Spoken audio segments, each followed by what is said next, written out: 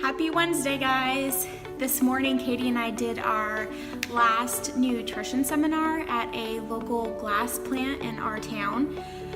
They hired us on just to come and speak to the shift workers there and talk to them about basic nutrition and why it's so important to have a solid foundation with good nutrition, especially when you're doing shift work. They're putting in 12-hour days, really long days, and their shifts change from day to night all the time, so it's even more so important for them to have good nutrition.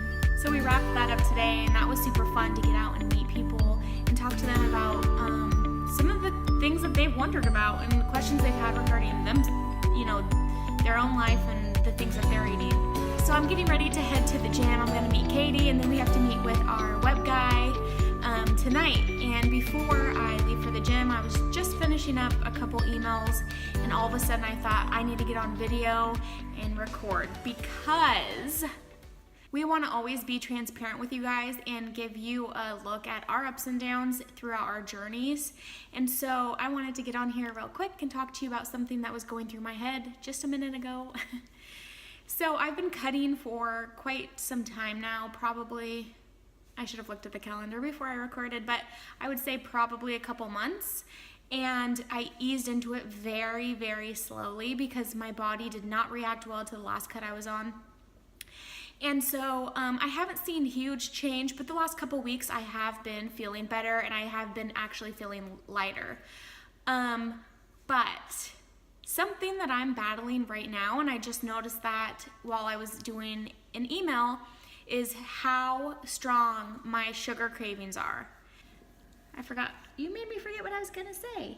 So the last month I've started small and having a little bit, a little nibble here, a little nibble there of something that was higher in sugar. Wasn't a big deal at first, but progressively as the month went on, I started doing it more and more, and then the things that I was normally eating that were healthy and nutrient rich in my diet, I didn't want them anymore. I wanted to give up those macros so I could have the high sugar sweet treat.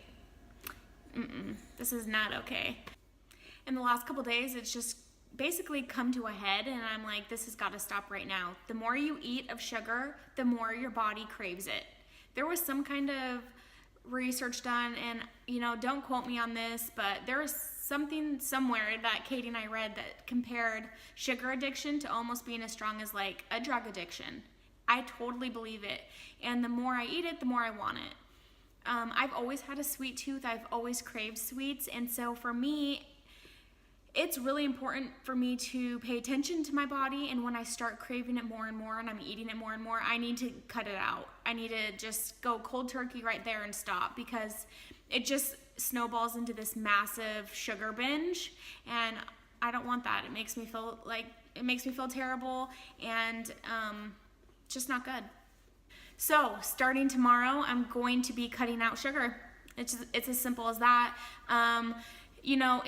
Probably in the past year, I've been really good about it. If I started noticing that I was eating it more often, I would just stop, cut it out for a while. But like I said, the last month, it has been a gradual snowball. And now I have this big, huge sugar beast that's boiling inside of me and just wants all the sugar it can have. So starting tomorrow, I'm cutting it out. I will have some sugar in fruit form, but I'm gonna also try to keep fruits to a minimum while my body detoxes from the sugar. And I really just want to get back to focusing on all of the foods that I love, those whole foods. I'm someone that loves vegetables. I have no problem incorporating really nutrient-dense foods into my diet. It's just that sugar craving takes over, and I'm like, I'll blow 50 carbs on, I don't even know, on a bowl of cereal instead of using those 50 carbs to have quality complex carbs like a sweet potato or rice with my dinner or one of those things. And you have that cereal and you eat it and you're not satisfied at all. So I'm cutting it out. I'm sick of it. I'm sick of feeling this way. And it will help progress too. The whole if it fits your macros thing, yes, everything I've eaten except for the cake Saturday has fit into my allotted macros, but when I'm using up a huge chunk of my macros to fit in that junk, It is not okay. We're adults, so stop eating like kids and cut it out. So I'm gonna challenge you guys. Once you guys see this video, it's going to be, I'm starting this tomorrow, so it'll be Thursday, Friday, Saturday. I'll have 3 full days, and I'll be halfway into my 4th day when you guys see this video. I'm gonna keep you guys updated on how that's going. I'm really excited, and I want you guys to do it with me. No one needs sugar. There's no nutritional value to it. A treat here and there is fine, but when you start to notice yourself craving it every single day, and instead of eating something savory for breakfast, you're like, I want Reese's Puffs, you got a problem. So do it with me, and I'll keep you guys posted. Day 1, no sugar. I just woke up, just got out of bed, made a pot of coffee, and I'm just putting plain half and half in my coffee this morning. No pumpkin spice creamer. Yesterday, after I recorded that video, I posted in our Mind Your Macros group if anyone else would be interested in doing this no sugar challenge with me. And I got a lot of people commenting on it, saying that they're also feeling like they have a sugar addiction right now and that they've just been eating too much of it. So this should be really fun. I'm having everyone start Monday, which is October 1st. It always feels good to start on a Monday, especially when it falls on the 1st of the month, and we're gonna have them run through the full month of October. I'm starting today to get a little bit of a head start and to be able to give them all an update on how I felt these first few days and kind of tell them what to expect. Hey guys, it's Friday. I just got home from the gym and I have a few client calls, and then I'm gonna go meet Katie. But before I have my calls, I was gonna make breakfast really quick, and I just wanted to show you guys one of my favorite breakfasts to make. It's super easy, doesn't take a ton of time to make, and it's one of those breakfasts that's really savory, and I make on days where I actually want eggs, which is today. So I'm gonna show you guys that real quick. So I just ripped up some turkey pepperoni, and now I'm gonna add some organic baby kale. I actually got this from Grocery Outlet, and I don't know if all of you watching have a grocery outlet in your town, but ours, we got really lucky. The owners of it are really big into organic produce, so we have a huge organic produce section, and it's really cheap. So I just add all of that to a pan. It looks like a lot of kale right now, but it'll cook down and look like one piece of kale. So I cooked the turkey pepperoni, the baby kale, and then I'm going to crack 2 eggs on that. You will see that next. So while my kale and turkey pepperoni and eggs are cooking, I threw a sweet potato in the microwave. I usually like to bake those ahead of time and have them on hand. I didn't do that, obviously, so now I'm having to resort to the microwave. Gotta do what you can when you're in a crunch. Okay, so here it is. I cook my eggs a little bit on the runny side because I mash the sweet potato down on my plate and then put this over the sweet potato, so it just is really good to have a little bit of a runny yolk. Anyways, yeah, can't wait to enjoy. I hope you guys like this too. You guys, I have the cutest grandma ever. I am meeting up with her right now because she is sending some birthday cards up north. Birthday cards up north with me tomorrow, but she wanted me to come and meet her at the senior center because she volunteers here every day. It gets her out of the house. She just makes her feel, you know, like she has something to give to other people. She said that she like sets up all the tables for lunch, and that they have dances here. This is something that she does every day, and she loves it. And my grandma, her birthday's in about a week and a half, and I think this is gonna be 87, birthday 87 for her, and she is so active still to this day. She gets up every morning, gets out of the house, goes walking every single day, and I swear that is why she has not aged, because she has never stopped moving. She's never let her age get in the way. I just adore her. So come meet my grandma.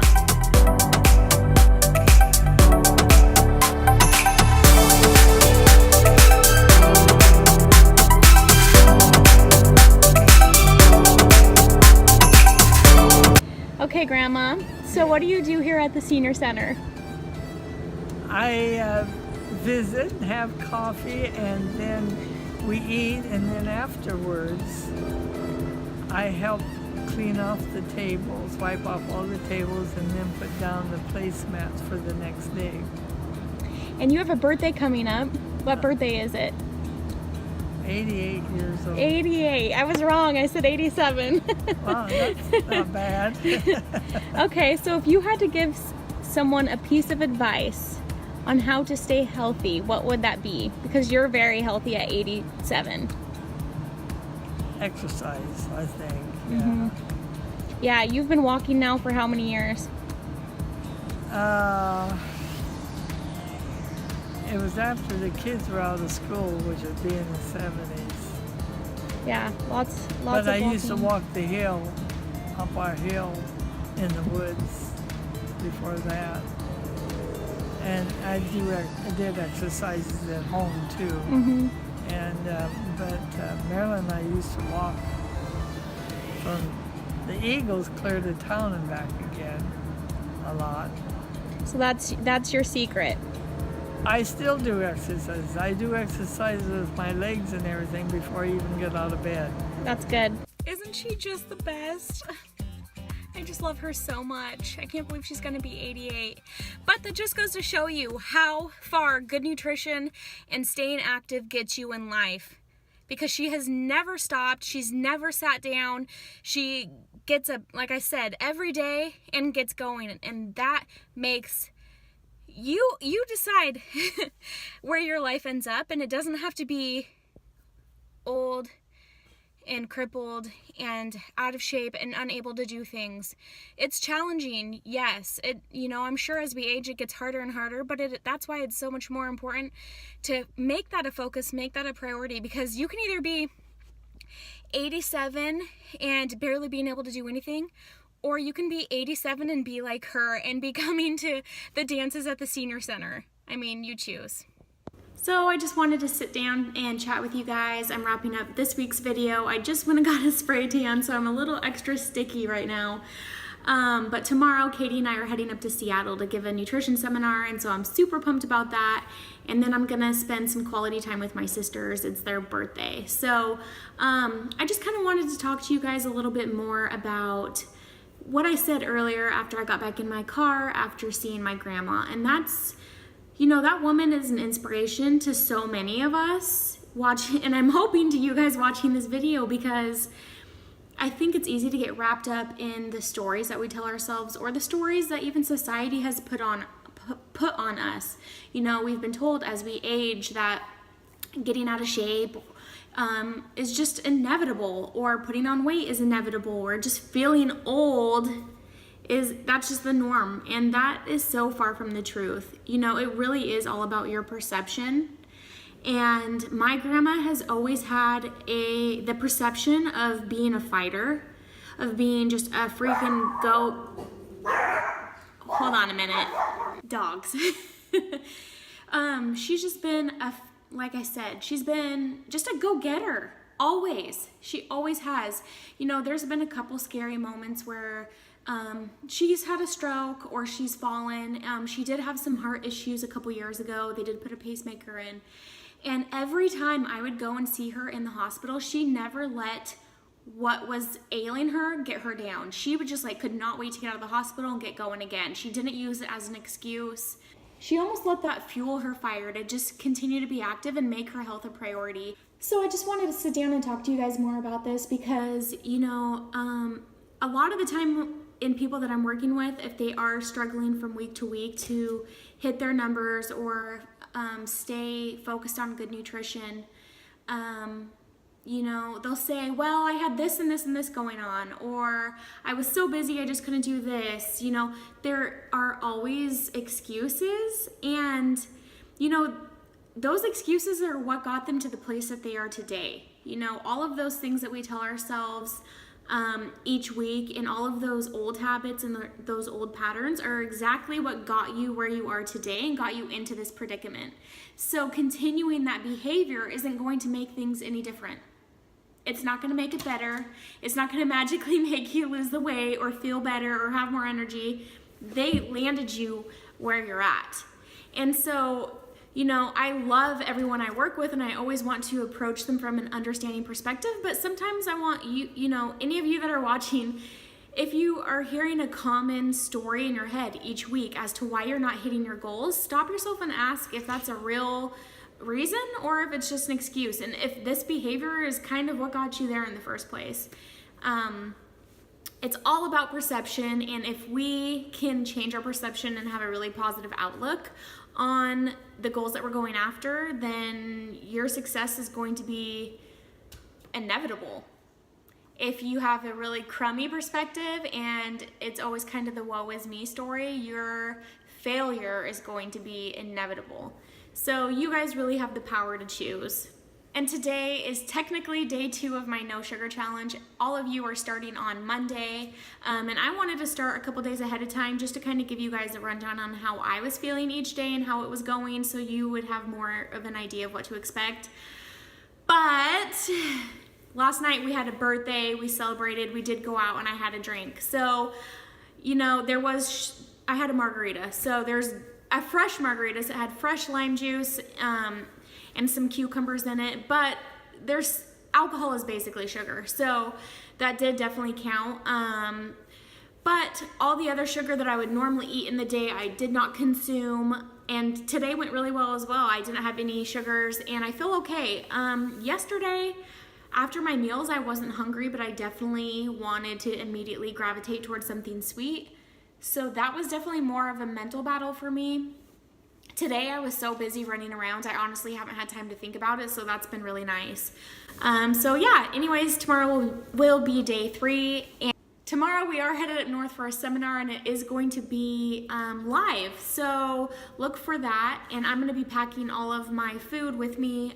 Katie and I are hitting the gym early in the morning before we go, so I'll be packing my breakfast and my lunch, and then I'm going out to dinner with my sisters tomorrow, so I'll just keep things really dialed in as much as I can earlier in the day, just to allow some wiggle room for, you know, some guesstimation errors at dinner.